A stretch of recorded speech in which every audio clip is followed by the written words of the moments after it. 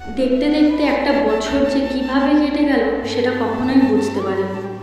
আর হয়তো এভাবে আর কলেজে আসা হবে না, এবং বন্ধু বান্ধব বা স্যার ম্যামদের সাথেও আর এইভাবে দেখা হবে না। তো এই শেষ সময়ে এসে স্যার ম্যামদের জন্য কিছু ছোট্ট আমরা উপহার এনেছিলাম, অ্যান্ড সেগুলোই আমরা বন্ধুবান্ধব মিলে প্যাকিং করছিলাম। সারা বছর স্যার ম্যাম আমাদের জন্য অনেক কিছুই করেছে, কিন্তু তার বদলে আমরা কিছুই দিতে পারিনি। আর এই শেষ সময়ে চলে যাওয়ার দিন আমরা ভাবলাম যে কিছু না কিছু তো স্যার ম্যামদের জন্য স্পেশাল কিছু করাই যায়।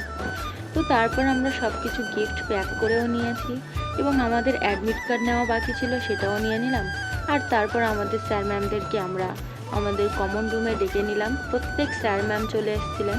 আর তারপর আমরা যে ছোট ছোট উপহারটুকু আমরা ব্যবস্থা করতে পেরেছি সেগুলোই স্যার ম্যামদেরকে আমরা দিয়ে দিচ্ছিলাম।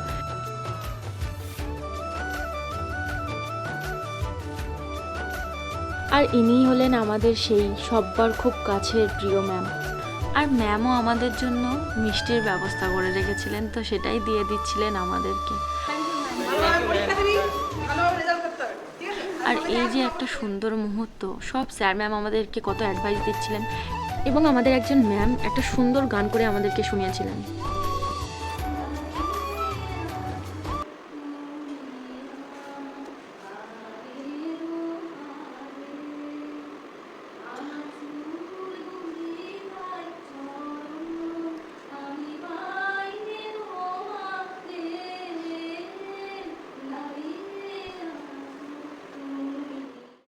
সেদিন ম্যামের তরফ থেকে আমার কাছে ম্যাম লাস্ট একটা রিকোয়েস্ট করেছিলেন যে সব স্যার ম্যামদেরকে মিমিক্রি করে দেখাতে হবে, কারণ এর আগেও আমি ম্যামকে দেখিয়েছি বা অনেক স্যার ম্যামও দেখেছেন।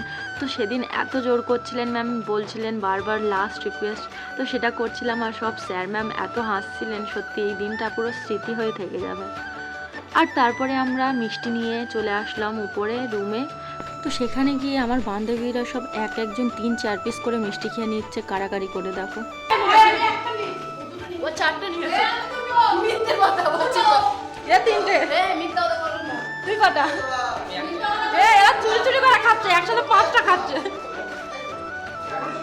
আর সব কিছু কমপ্লিট করে আমরা শেষে বাড়ির দিকে চলে যাচ্ছিলাম। আর এই যে ছুটির সময় সব বন্ধু বান্ধবীরা একসঙ্গে বাড়ি যাওয়ার যে ব্যাপারটা, সত্যি সেগুলো খুবই মিস করব।